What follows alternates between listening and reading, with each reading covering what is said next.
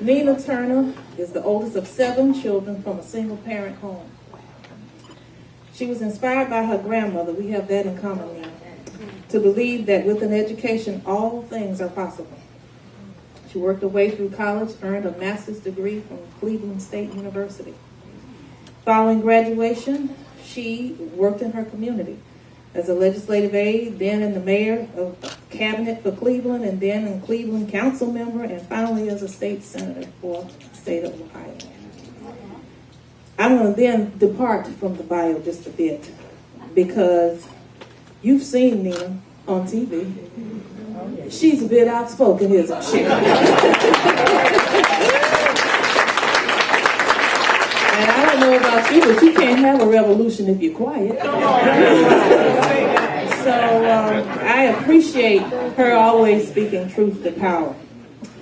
She received an honorary doctorate of humane letters from Wilberforce University. She's married to a retired police officer and is the proud mother of a son who served as second lieutenant in the Ohio National Guard and now has his own career in law enforcement. Turner, Lena, is a college history professor who regularly chooses to mentor local high school students, always giving back. She's been dubbed a woman on fire. And she is also now the leader of our revolution. I met Nina personally back in 2016 when she came to speak at our leadership summit. And she rocked the house, y'all. She really did. All I can tell you is that this organization is in good hands with Nina at the helm. Please allow me to welcome to the stage Nina Turner.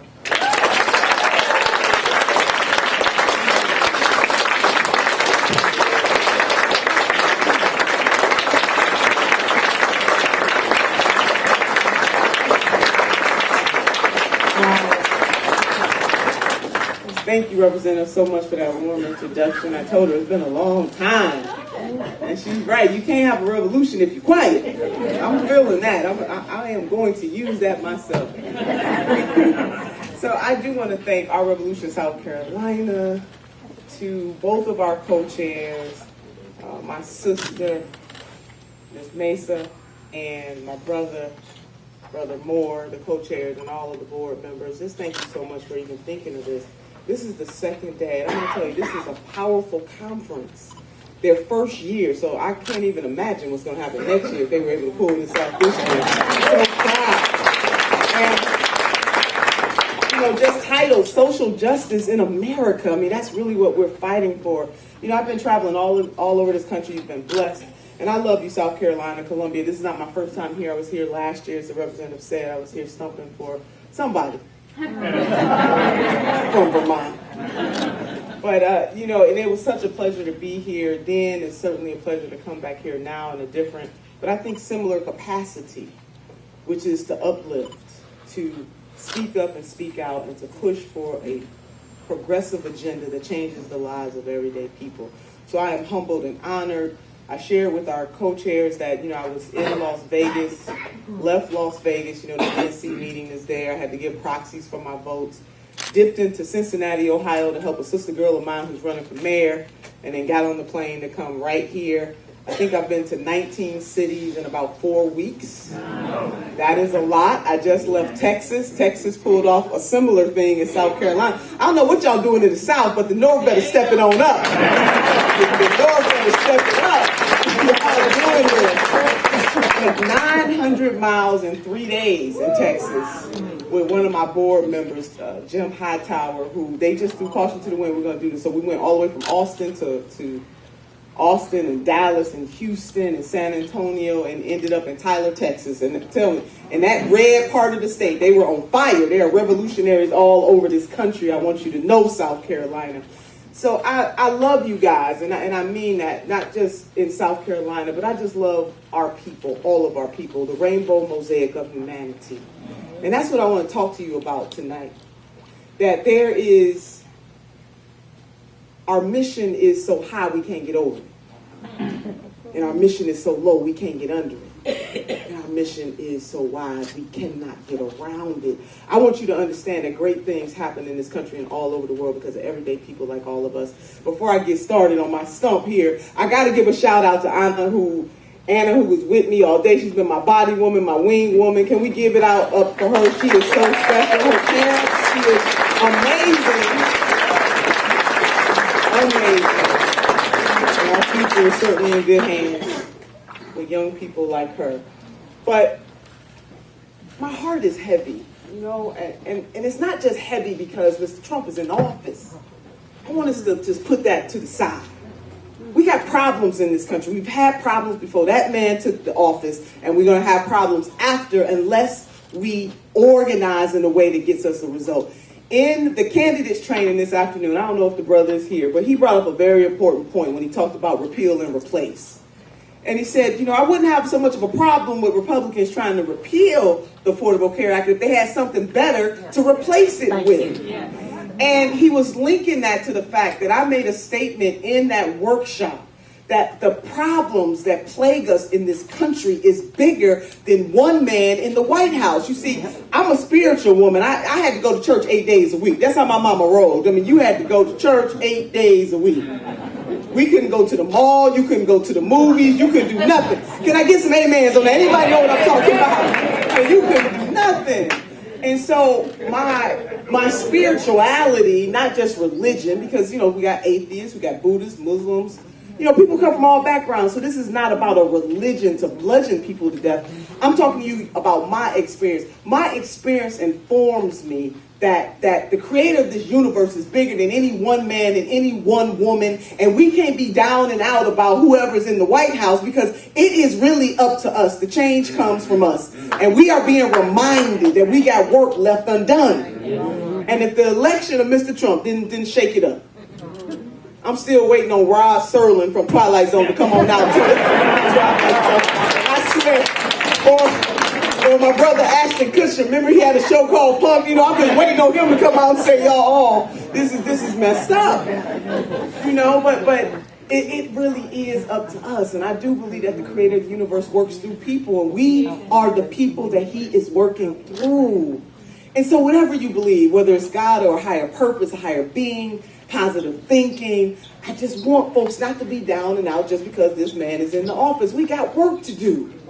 Now, there's an African proverb that says that one cannot build their shield on the battlefield. Sisters and brothers, can I testify? It's shield building time.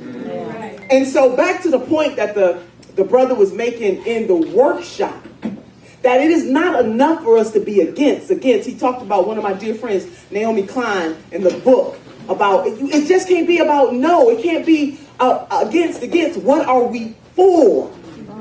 And so 2020 is coming one way or the other.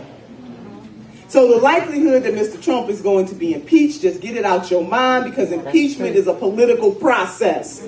And the Republicans control both chambers of the Congress. So let's just say that's not going to happen and we're going to make it to 2020. Who are we going to replace Mr. Trump with? That's what we need to worry about.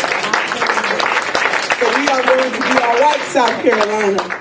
I had the opportunity to talk to some community leaders, and I want to thank you all for taking your time and just to think about and to talk about what are some of the concerns of the grassroots and the people who live in this state and all across this country. It is jobs, it's economic viability, it's education, it's healthcare. I hear this everywhere that I go, that this is the synergy moment. That although Senator Bernie Sanders did not win that primary, he did something that I think that's even more powerful than that. He pierced the consciousness of this nation in a way that it had not been put in a long time. So hashtag we woke, where my millennials at. We all the way awake right now. And if we are not, then something is wrong. So, you know, the representative, she is right. I often say, and I got this from somebody that I used to work for, a mayor of the city of Cleveland that I worked for.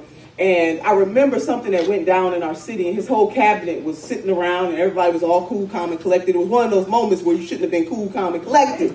And he said the following words. He said, if your hair is on fire, you ought to act like your hair is on fire. So we need some folks, our hair needs to be shown up on fire. because some stuff is going wrong in this country, and it's been going wrong for a long time.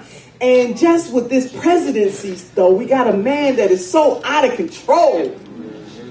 You know, I mean, some folks can't sleep at night, I understand. But we need to be working on our plan and planning on our work. And not to be so distracted with the man behind the curtain. Because other things are going on. And it's all a distraction. So to the extent that our Revolution South Carolina and other Invisible, Sierra Club, all of the organizations that are here and represented tonight, that we combine our strength and our energies to do a new thing. When this is all said and done and the history books are written, what will generations yet unborn say about what we did in the 21st century to make this world a better place? Were we too occupied with somebody that's going to say the craziest things, do the craziest things every single day? Or were we doing the real work to transform our communities and our state and this nation and by extension the world? There is promise in all of the problems that we have. And so we have an opportunity to demand of the political class a new thing. And not to just accept folks whispering sweet nothings in our ear. And I mean that. You know, one of my sheroes, and I got many of them. I got some heroes too, but my sheroes, I just want to focus on women if I may. But Mother Jones, you know, she's one of those. And just bad. In the 1800s, standing up for coal miners and for children. And you know what? She didn't have a fancy title, but she understood her purpose. And that's what I want to talk to you about. Purpose. And she fought. One of my favorite quotes, she said, I will pray for the dead and fight like hell for the living. That's how we roll. This is what we got to do. And you don't need a fancy title to care about things that are bigger than you, to decide in your mind that you and you and you, that you are going to make a difference, that you're not going to worry about what the person to the right of you or to the left, that you are going to make a difference. And she made a difference in her time. We can do the same thing. We are her in the 21st century. Or Fannie Lou Hamer. Sharecropper from Mississippi, again, a woman that was determined to be the change, to make a difference, even at her own peril, the economic peril of her family, her physical peril, that she was thrown in jail and the sheriffs demanded that other prisoners beat her, but she put her body on the line so that black folks would have the opportunity to vote in Mississippi. And even after she did all that, that was not enough. She challenged the establishment Democrats of her day, creating the Mississippi Freedom Party, which was a mixed group. It was whites and blacks binding together to fight the establishment of their day, to stand up and speak truth to power. See, titles are good. They get your phone calls returned. They get you in the room. And some folks forget why they're in the room when they get there. I'm worried. I'm suspecting those calls. Titles are good. The purpose is better. And the two women, and I can go on and name Daisy Bates. I mean, if we want to go history, we can go history tonight. I am saying all of these things is because you are the manifestation in the 21st century of those women. Name your hero, name your shero. We are them in the 21st century. So what are we going to do for the causes of today? How are we going to bring coalitions together? The mosaic of humanity. You know, part of my group discussion, I've been saying this all over the country too, and we understand racism exists. There's no doubt about it. And what happened in Charlottesville is just reminding us that we still got more work to do. But institutional racism is different than those neo-Nazi folks that marched in Charlottesville. We got institutional racism to deal with. So while we were confronted with them, when anybody brings to our face colored and white water fountains, we got to show up, right? Because that was the remanifestation of colored and white water fountains, what we saw those neo-Nazis do. Yes, we have to show up and fight and push back against that. But what is more important than that is how we deal with systemic racism in this country. A racism that forces people generation after generation into poverty. A type of racism that redlines, a type of racism that has within restrictive covenants that Jewish folks and black folks can't live in a certain neighborhood. The type of racism that says that black folks had to pay taxes for facilities that they couldn't send their kids to, schools and hospitals that they couldn't send their children to. What are we going to do about that? So it is real. But what I'm more worried about, other than the folks who carrying the tiki torches, are the folks that wear a blue suit over a white sheet. That bothers me more. But income and wealth inequality in this country across the spectrum. White, black, Hispanic, Asian, Native American, everybody in between. There are poor folks in every community. And one of the things that came out of my discussion of primarily African American leaders this afternoon, one professor said, we cannot just sacrifice and just keep talking about identity politics and leave out the class issue in this. I have met poor people across this country, poor Hispanic people, poor white people, black people, Asian people, Native American people. Baby, when you poor, you're poor. And we're not going to allow anybody to separate us from each other on those issues. Now, is it right to say that racism is still very much alive? Absolutely. But I am not going to deny my poor white brothers and sisters over some identity politics. We got to come together. We are together on this. United we stand, and divided we fall. And when it comes to women's issues, now, sister, I just, look, I get the reproductive health thing. Right? We want to be able to control our own bodies. We don't need permission slips from men to tell us what to do. It's between us and our doctors. Right? We grown women. Right? We know what to do. But women do care about economics. They care about jobs. We want our whole damn dollar. We want it right now. We don't want to wait. Right? All of that is economics. So when we talk about reproductive health, to me that belongs in the entire category of healthcare reform. That I want access to my contraceptives. I want to keep abortion safe, legal, and rare. Roe v. Wade is the law of the land. But I also care about my preventative health. I also care about whether my children can walk down the streets in their neighborhoods. I care about whether I have mobility within my job. That those of us on the progressive left have to find another way to talk about these issues and not just relegate women to what happens to our womb. We care about everything that happens to us, from the womb to the tomb. That's it. All of that. And it's fun, you know, and it's just really a shame that some folks want to take us backwards in this country. I'll never forget, about 5 years ago now, I introduced a bill in the Ohio Senate. I just couldn't understand my Republican colleagues, and not to make this partisan, because I'm for people who's going to do the right thing, period. You know, I'm over the D and the R. Reverend Bernice King came to speak before the Democratic Party earlier this year. She said the following things, and it really stuck with me. She said what people are looking for, they're not looking for Republicans and Democrats. They're looking for people who are conscious-minded, who are willing to serve humanity at all costs. Yeah. That's what we are looking for.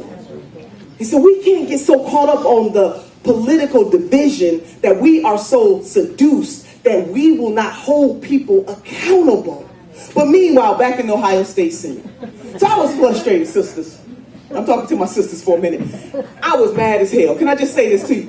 And I just could not understand why my Republican colleagues were just so focused on preventing women from having access to a medical procedure if they choose.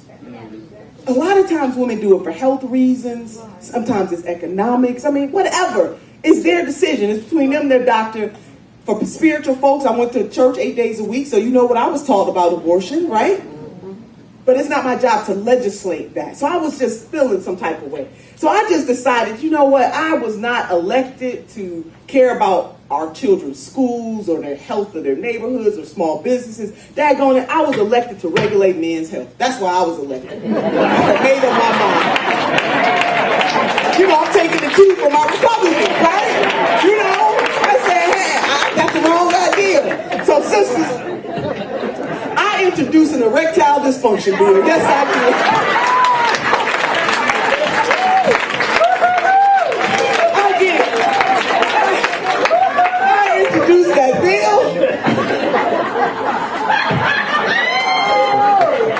Look it up. Y'all Google it. Google it, sister. It's a verb, you know, Google it. And I'll never forget. And my team and I, my staff and I took I took a bill that one of my Republican colleagues had introduced to, prevent women from having access to a medical procedure called abortion. We can say the word. And I took his language and just turned it on him, And I never forget my first interview, and they said, Senator Turner, are you serious? I said, oh yeah, I'm serious as the heart attacks that men can catch from using that medication if they don't take care of themselves. Oh yeah, I'm serious. Backed up by science, sister. You following me? So, in my bill, a man had to have a cardiac stress test. We want to make sure the tip is all right. He had to sit down with a counselor to make sure that his problem, to determine whether it was psychological or physical. And this is the kicker. Had to have a signed affidavit from his significant other attesting to the fact.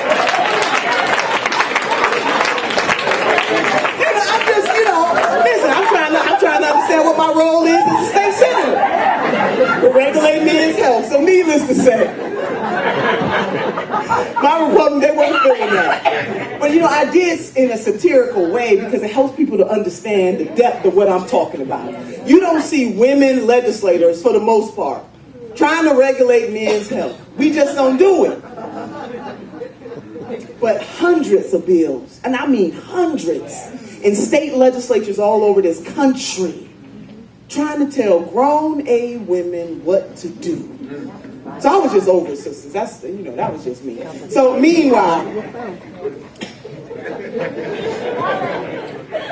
we gotta fight back. We gotta fight back. So I just, to see this room tonight, and all of you could have been anywhere on a Saturday night, but you are here.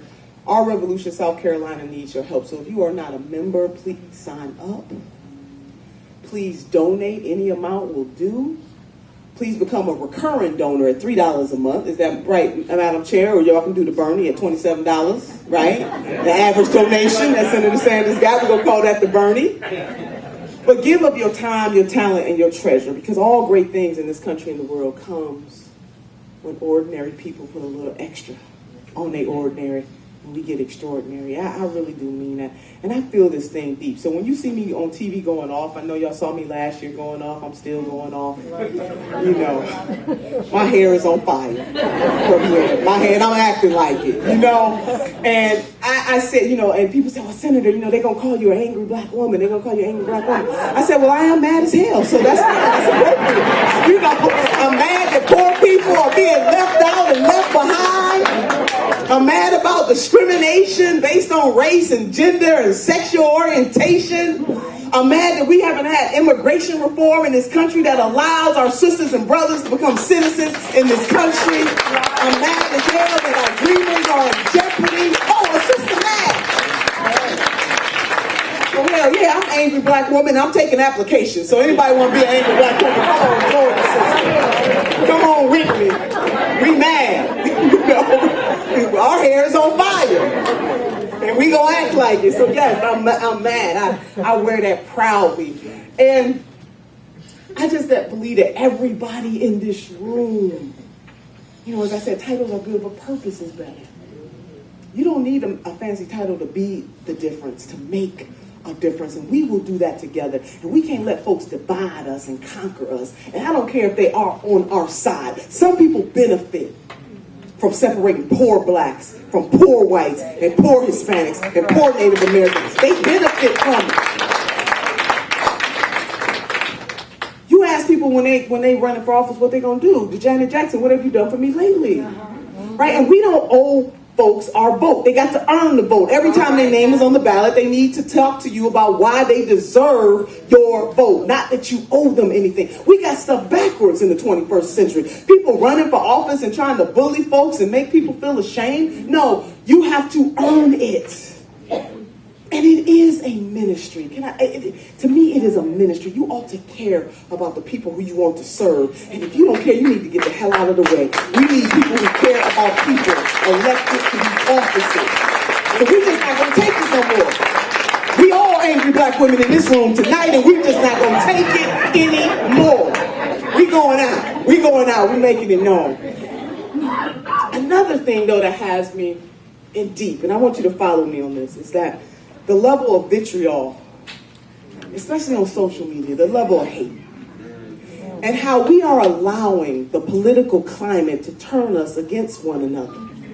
Now, there's a difference between going hard on your issue and trying to tear somebody else down personally. And I don't like it on either side. I don't like it when Republicans do it. I don't like it when Democrats do it. I think it's wrong. One of the most vile things, and I'm telling you, I've been called everything but a child of God. I've been called an Aunt Jemima. I've been called, I'm not even going to repeat some of the just nasty things. And it's come at Democrats, not by Republicans. Because, see, when I fight Republicans, I know who I'm fighting, and I know why I'm fighting.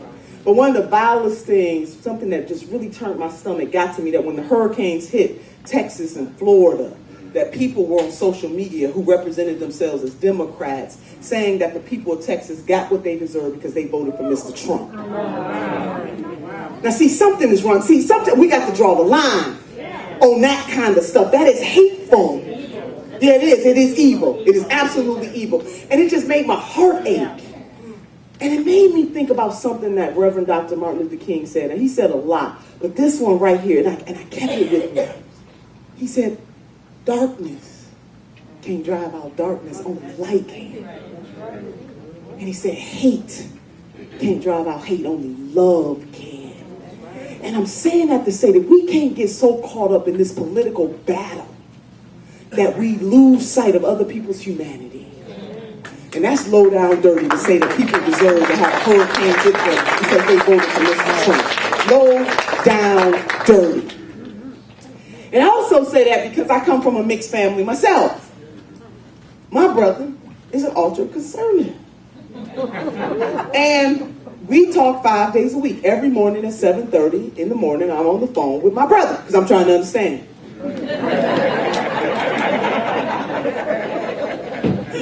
And I use our family as an example. I've met many families where one spouse or one partner is liberal and the other is conservative, But we can't let what happened in 2016 tear us apart. The reason why I bring up my brother is because when I'm no longer the president of our revolution or Senator or Honorable Nina Turner, Senator Nina Turner, when I'm, 50, 60, 100 years from now, when I'm not doing this stuff anymore. Representative, you know where I'm going. You know who's going to be by my bedside? My brother. My conservative brother. This is my message. Humanity matters more than political affiliation. Our love and uplift for one another matters more than political affiliation. And if you got leaders trying to get you to hate somebody because they voted for somebody different, something is wrong with them. I don't look down my nose on people. I don't talk about them. I don't call them names. Now, I'm going to fight you like hell on the issue. But I'm going to do my darndest not to tear you down as a human being. And that is the way we have to roll. It's hard, I know. But it is righteous, and I mean righteous in the sense that it is the right thing to do. So we can't get that caught up on this stuff. It really ain't that important. Because as I was sharing with Anna, hell, those people, look, they run in the same circles anyway. While we sitting up here fighting each other, they going to the same parties and the same fundraisers and the same events. Hell, they live in the same neighborhoods and we fighting each other. Right? Because it's a class thing. They rolling with each other. While we fighting each other, they rolling with each other across party lines. Just go look at who was at Martha's Vineyard a few months ago. It was Democrats and Republicans together. The same people they trying to get us to hate, they socializing with. So we can't get that caught up because this really is us against the elites. Pretty much. And what people care about, nobody begrudges anybody with wealth. We all want to be wealthy. When I pray at night and I give the Our Father's prayer. I am from the Christian Baptist Pentecostal tradition and I talk to God on a regular basis. I'm telling you, this environment makes you talk to God. And since I don't drink and I don't smoke, but my God, it's getting harder and harder every day. I got to call on Jesus, okay? I call on him often. But it is hard because we're amped up. And there is a lot going wrong in this society. But you know what's right in this society? All of you. You're what's right. And we can turn this thing around. We are going to turn this thing around. I believe it in every fiber of my being that we are going to be a far better country. We're going through it right now. We're going to make it through it, but we will be far better. So we have to plan. So we have to push and breathe. Right? Push and breathe. It's going to be all right. We're going to push and breathe. We must protest and plan. Now, we just can't, see, protest is good. But what are we planning for? We need some folks protesting. We need some other folks planning. I want you to take Asa Philip Randolph, for example. He organized. He was an organizer along with his other contemporaries, right? Come on now. But he was planning too. He knew what he wanted. He had something on the table. He called President FDR, need to meet with you, brother. We got to desegregate the military forces, the military industry. And if I don't get this, I'm marching on you. Now, this is before the March on Washington in the 60s. And President FDR was astute enough to know that re-election was coming up, politics, baby. I don't want them marching on Washington. Guess what? I will sign an executive order. And that's exactly what he did. See, Asa Philip Randolph and his contemporaries, they knew the power of the protest, but they also knew that they had to plan before the protest to have a list of demands so that they can get a specific outcome. And we need to do that in the 21st century. We must protest and we must plan. And progressives, can I just say this? We do have the best ideas. Now, you know. It ain't like the other side is always wrong, but baby, you know, we're right like 95% of the time.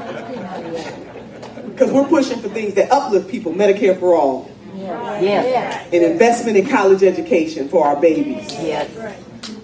Making sure that poor folks get a living wage to be able to live a good life. Those are all good things.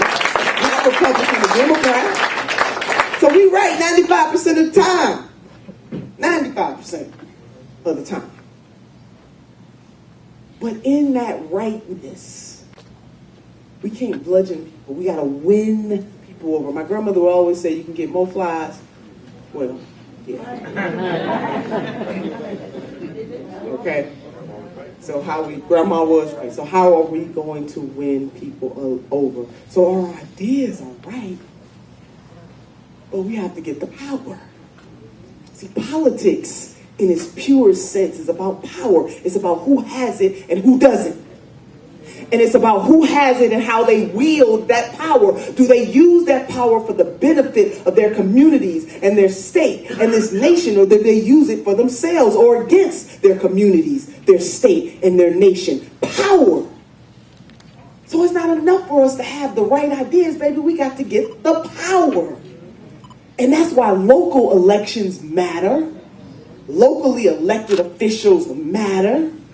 State level officials matter. That's where we lost most of the ground. Hell, Democrats have lost over the last 8 years 1,100 seats. Are you feeling me? Look, the bottom was falling out for Democrats way before that man took the White House. We have to ask ourselves, if we are Democrats, what the hell happened that the voters in this nation no longer believe in what we push?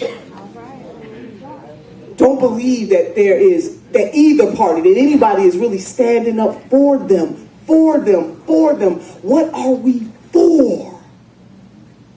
So none of this stuff happened overnight.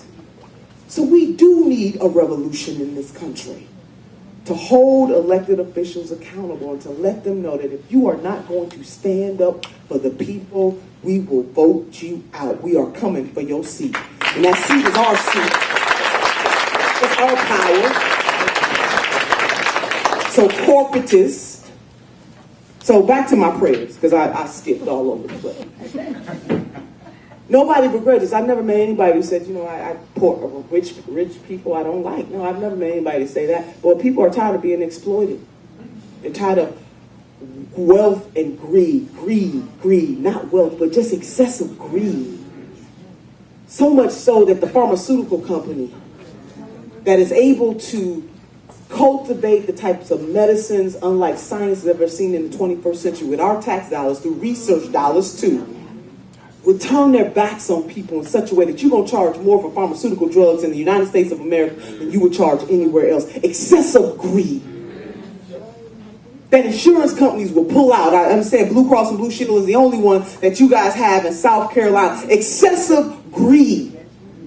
So much so that you would just let people die. That is what folks are tired of, not begrudging anybody for being wealthy. When I pray at night, our Father who art in heaven, and I say, Lord, and give me some Oprah powers. You know, I want some of that. I want to be able to do good in the world. So it's not about wealth, it's about excessive greed. And at the 99, that we're being left behind. Nobody should be left behind. Nobody. And there is a difference between equality and equity. Equality says I'm going to give everybody the same. Equity says I'm going to meet you where the need. Which means my sister might need a little more than me. That's what equity is all about. And so that is what we're fighting for, what is just, for what is right, and for what is good. So I want us to see each other's humanity. I want you all, please, everybody in this room, if you have not joined our revolution, I need you to join the revolution. This is real. And you don't have to give a dime to join the revolution, but I need you. And we need you. We need a multi-ethnic movement in this country that will challenge the powers that be to let them know that they can't pick us off, that we are together. And we might not agree. Some people might be in this room because of the environment, some for social justice, some for criminal justice, some for gender justice, some for, for sexual orientation, whatever brings you in this room, you do just that. But we need to move together. So at one moment, Medicare for all might be the top agenda. We're moving together. That might not be your first issue, but it's somebody else's first issue. We're moving together. The next day, it is saving Mother Earth. That might be the thing. The next day is making sure the immigration reform happens. You understand? We got to move together for humanity. That is what we're doing together. Well, I want to close this thing out because, I could stay here all night. And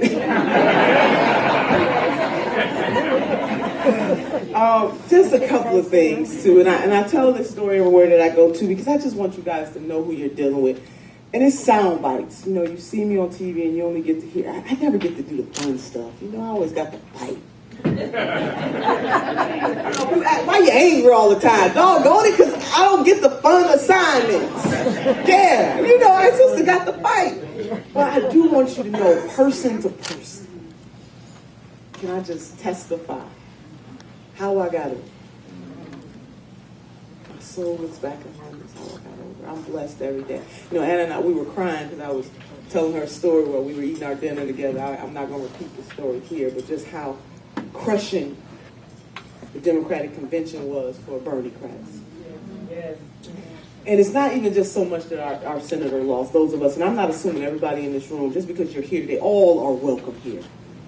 Whether you were a Clintonite or Bernie-crat, Lord have mercy if you voted for Mr. Trump, I love you anyway. And I mean that, I do, I seriously mean that. I know we joke about it, I do mean that. All are welcome here. But it was hard in many ways, not just because the senators lost, but it was also the environment that people created that said that Bernie-crats were not welcome. Now, I believe that when you win, and hear me clearly, if you are the winner in anything, you can afford to be gracious.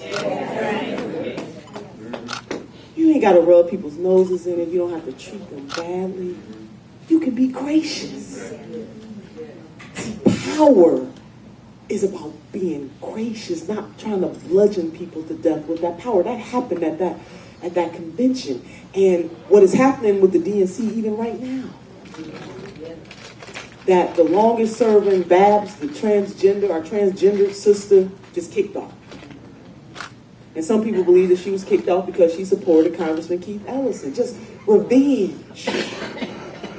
How are we going to come together when people are out on a mission for revenge against folks because of who they supported?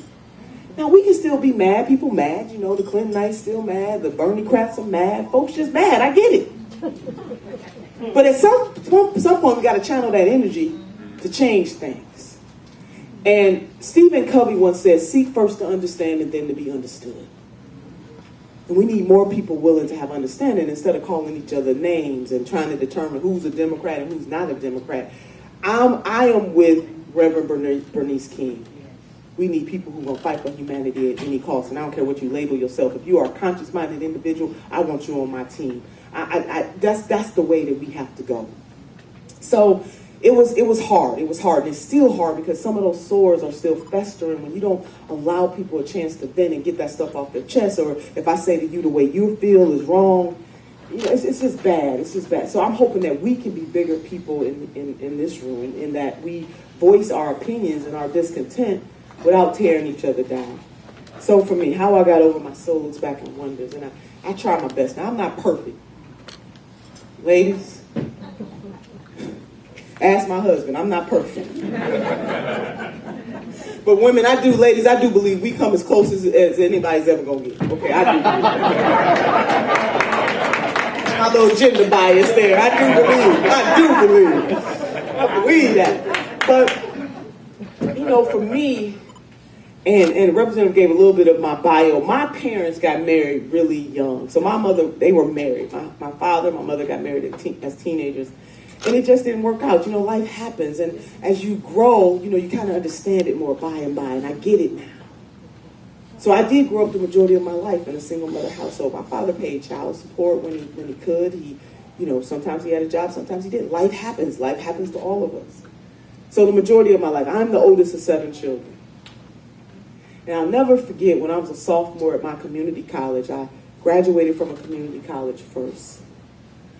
I got some terrible news. There was a note on the refrigerator door. In the olden days, we couldn't text nobody. It was this good old-fashioned note on the refrigerator door. Right? Somebody just left you a handwritten note. Millennials, they don't know nothing about that. But I got home from school, from my classes, and there was a note on the door, refrigerator door, instructing my husband and I to go to the hospital because my mother was there. And this is my story. And I want you to know why I connect to the least of these so much and why I am going to fight like hell for the living.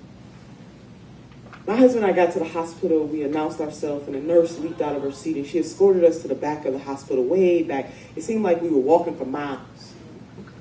When I got to that room, it was called the family room. I didn't even know such a room existed. All of my 6 siblings, I'm the oldest of those children, they were already there. My brother, who I talked to, my conservative brother, 6 feet 5 inches tall. I hadn't seen him cry since he was a little boy, and I knew that something was wrong. I knew that things were not right. And as the oldest, I was trying not to get caught up in the emotion of it, but it was hard. It was heavy. You could cut it with a knife. And the doctor came in the room. She said, "Family, I hate to inform you, but your mother is in a coma." And I asked the doctor, could I go to the room to see my mom? When I got to that room and I looked upon her face, and I noticed that her eyes were rolled to the back of her head. And her tongue was hanging out of the left side of her mouth. When I analyzed her clothing, I noticed that the paramedics had cut her clothing from her body. I could no longer contain my emotion as the tears started streaming down my face. My mother was an evangelist. And my siblings and I, we wanted a miracle. We wanted the same miracle that Martha and Mary wanted in the Christian Bible that talks about when Lazarus died. But that was not to happen. And as the oldest child, the doctor said to me, "Nina, your mother's not coming out of the coma. And you have to decide when to pull the plug. And oh, by the way, do you want to donate her organs?" I will tell you from that day to this, that has been the hardest decision I've ever had to make in my life, when to pull the plug on a woman who was not perfect. But she was my mother. She did everything that she could. Everybody doesn't run the race at the same pace. Life is unpredictable. You see, my mother was an only child, and my grandparents were middle class. She could have been anything that she wanted to be, but life, it just didn't work out that way for her. My mother died at the young age of 42 years old. With her dreams deferred. on the system of welfare without a life insurance policy and no money in the bank. So here I am, 22 years old, I'm married, I got a son, all of my siblings, the baby is 12. We have nothing. And I'm having a moment with God. Nothing but each other. But God made a way. So I stand here before you understanding very clearly that the working poor in this country deserve somebody's, not just one person, who's going to be a champion for them. See, I don't want anybody else to have to find out what happens to a dream deferred. And we need people who are in the political class and in the corporate class to understand that they serve, that the power that they have is the power of the people. And they need to be bold and to stand up for people. So when you have a candidate like Senator Sanders talking about Medicare for all, that hit me right here. When he talked about making investments in higher education, how I got over, my soul looks back and wonders. I am a first-generation college graduate, and but for the grace of God and some people in my life who believed in me. So much so that now I got fancy initials behind my name. I understand what the power of higher education can do to help people become cycle breakers. Why wouldn't we want to make that investment? If we can spend $80 billion a year to house our sisters and brothers in prison, my God, we can take a little bit of that money and educate our people.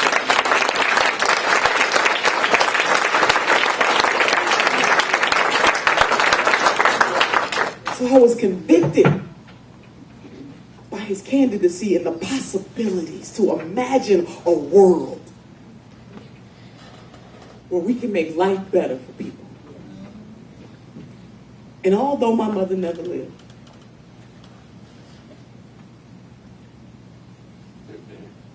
to see her oldest daughter accomplish some pretty incredible. All right.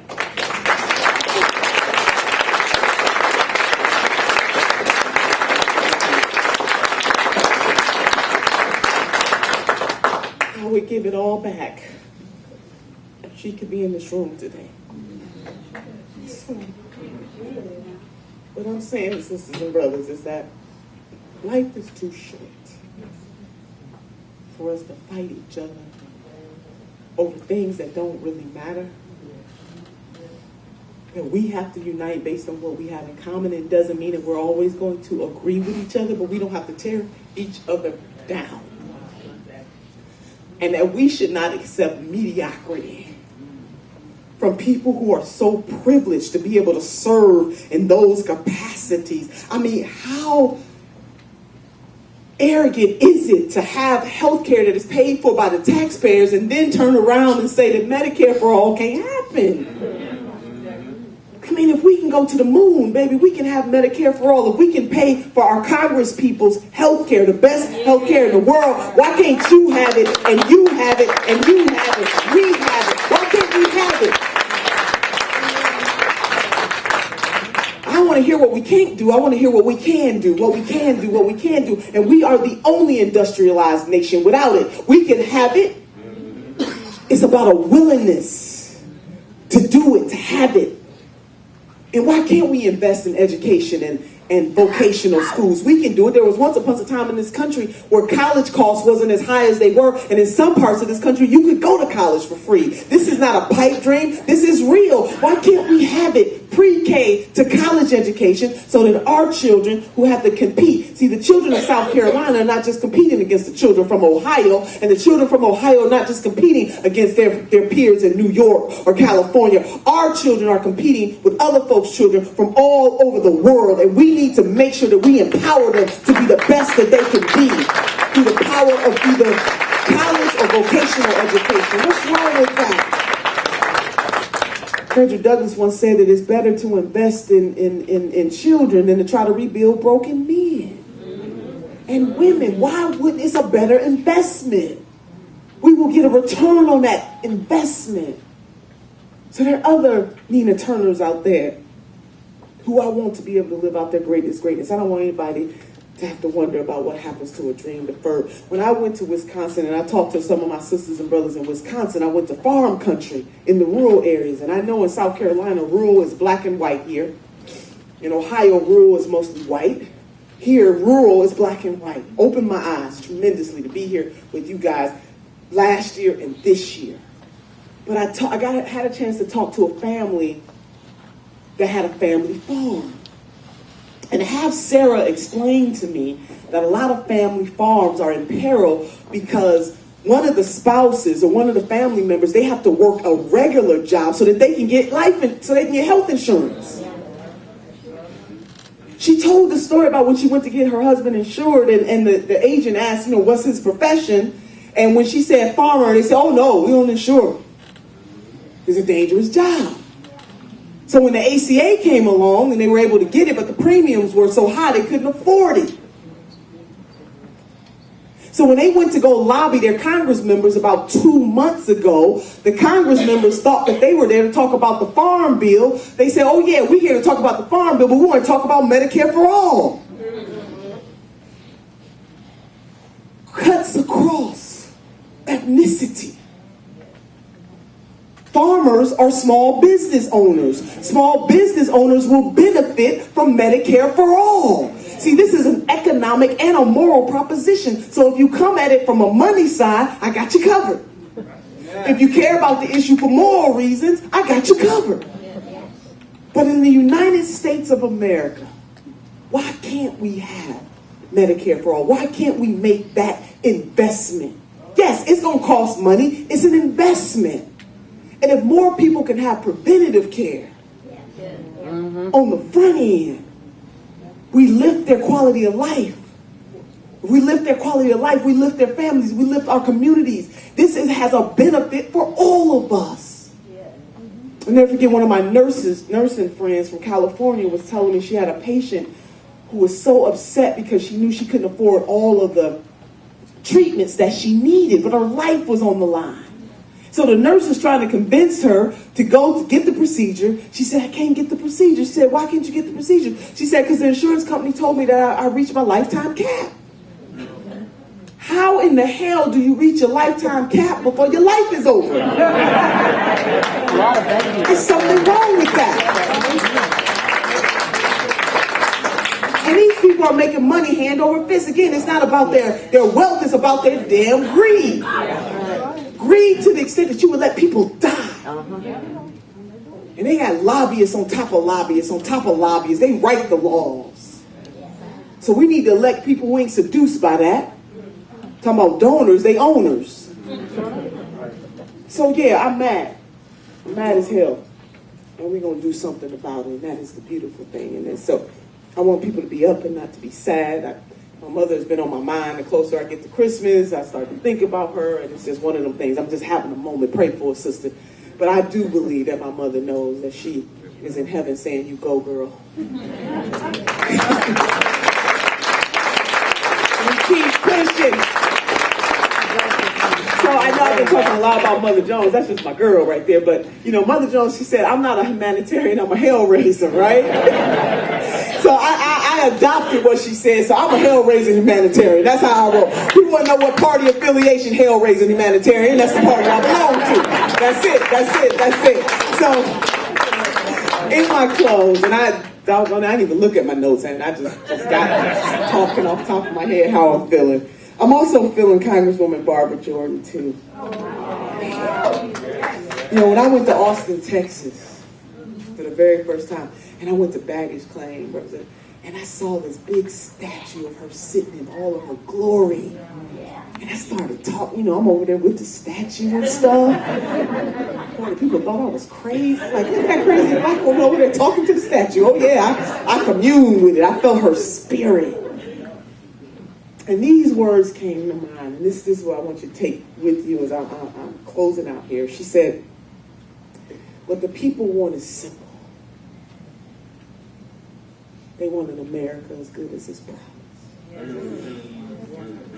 What the residents of South Carolina want is simple. You want a state as good as its promise.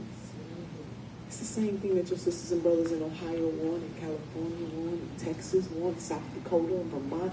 It's the same thing. An America as good as its promise. And we can get that. We are the FDR. I call myself a Chisholm Bernie crack. You know, I don't rename, you know, hell-raising humanitarian from the branch of the Chisholm Bernie crack wing of the Democratic Party. You know, unbought and unbossed, baby. Mad as hell at all times.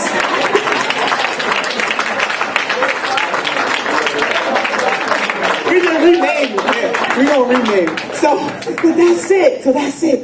That's what we're fighting for. So if it's Medicare for all, if it's an investment in colleges and universities so that our young people are not saddled with debt as they walk across the stage. Or vocational schools, because we can't forget everybody's not going to go to college, and that's all right, too. We need some carpenters and some plumbers. That's okay, too. You know? Auto mechanic. We need that. Those are noble jobs. And sometimes we talk college, that we forget that there are other professions that are worthy. Man. So, we're going to get there. And I want you to imagine it. Don't let nobody tell you that we can't get there. I want you to imagine it. That our tomorrow should be better than today. That we got to dream big, hope big, work hard. We got to make it happen. It's not just going to happen. We got to make it happen, but imagine it. We wouldn't have all the great technological advances that we have today if people just said, well, it ain't going to happen. We got to make it happen. 50 years ago, this didn't exist. Somebody imagined it. And now you don't even need a laptop. This is your computer right here in your hand. That's right. Imagine it. Every time I get on the airplane, I think about the Wright brothers.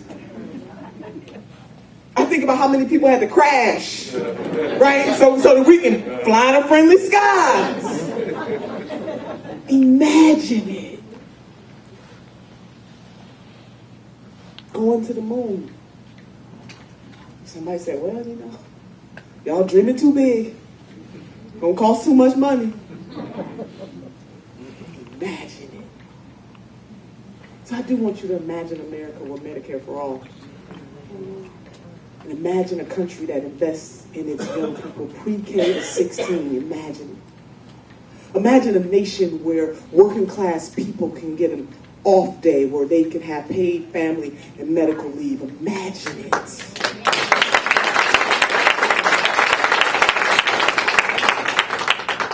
Imagine a nation where folks are not being priced out of living in the very cities that they were born in, New York and Washington and Seattle, Charleston. Imagine it.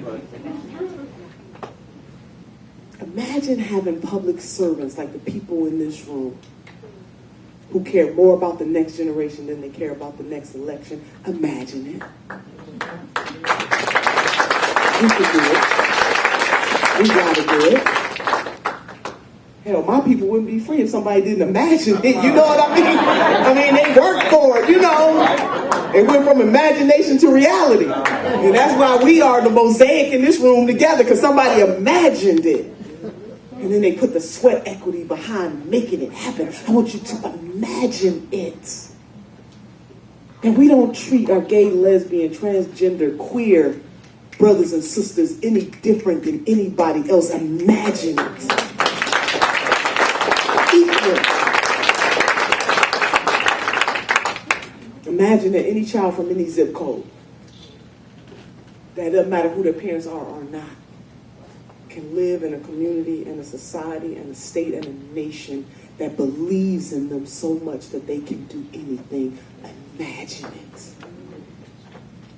It is our imagination that is going to transform this nation, one community, one state at a time. And as we transform America, we will transform the world. I want you to imagine it. And if you had the genie's bottle, you could rub on it, the lamp, and the genie appears.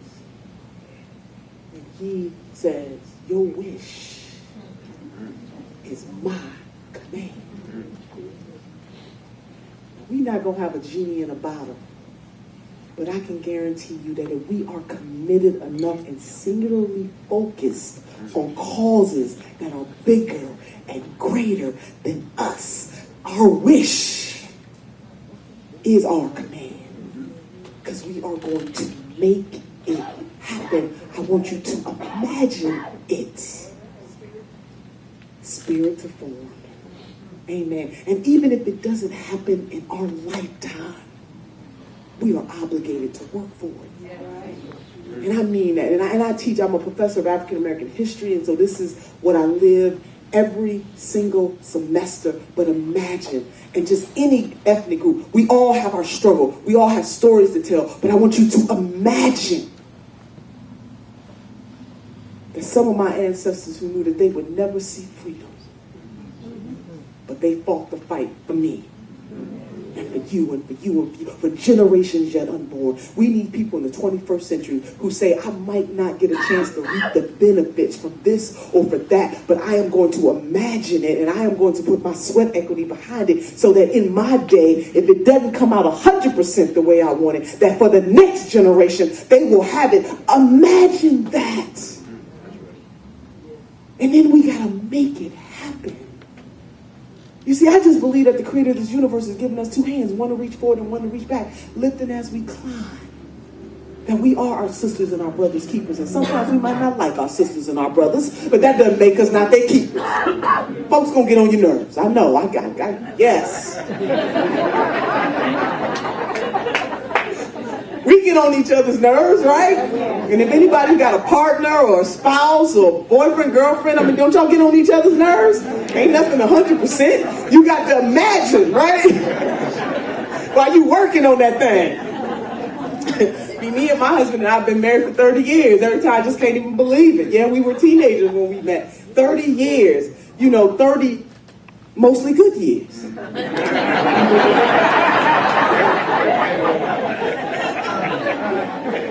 All I'm saying is that, even the people that you love deep down, sometimes you're going to disagree, but that doesn't mean you got to fall out with each other, all over it. This is a relationship.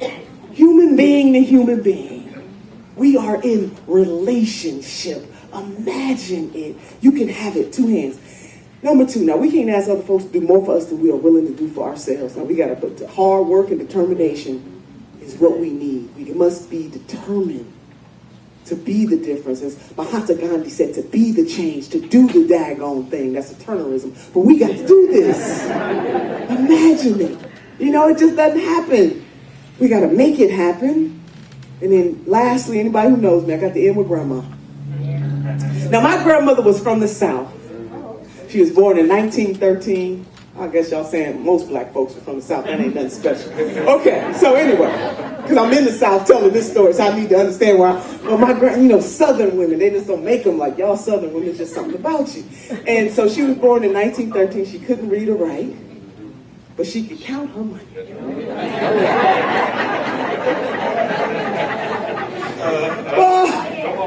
She kept her money in the Southern ladies' banking trust. Y'all know, come on, make it chill.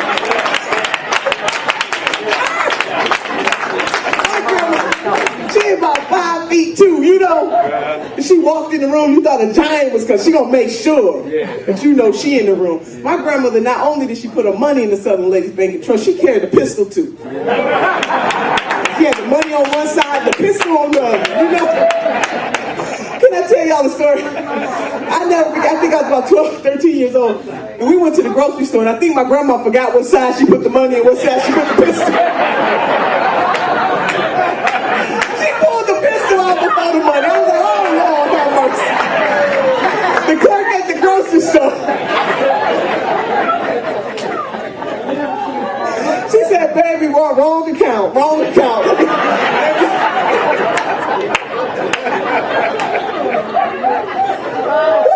I'm telling you, don't make them like that. So, my grandmother wise though, even though she only had 3rd grade education. One of the wisest women I've ever known. Had mother with. You can't get no degree for that. Just living. Asked my grandmother, what does it take to be successful in life?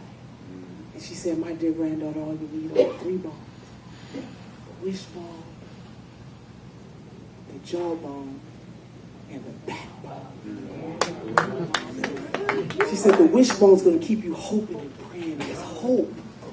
is the motivator, but the dream is the driver. The reason why we do what we do each and every day is because we hope and believe that tomorrow will be better than today. Hope drives us as human beings.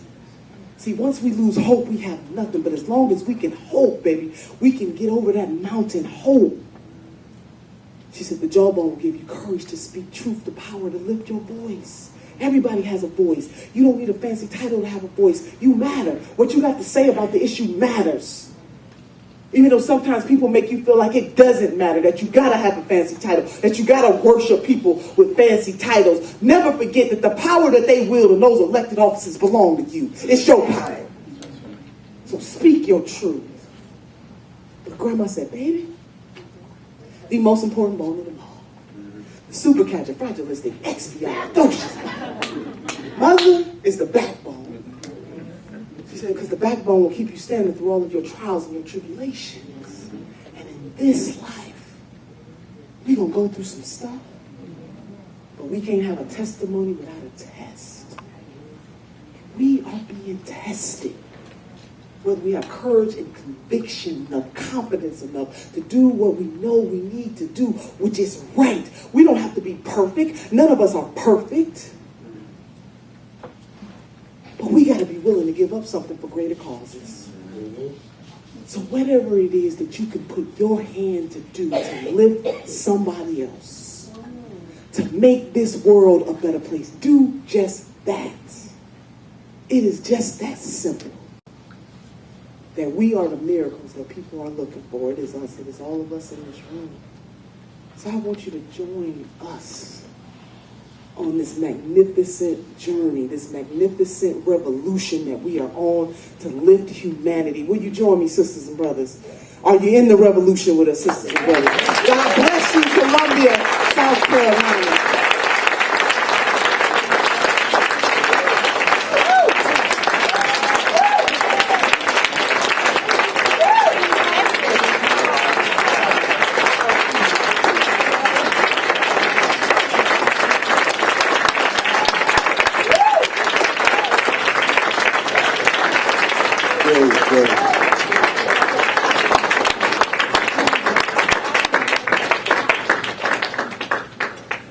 Well, really appreciate everything. I tell you, it's been awesome evening.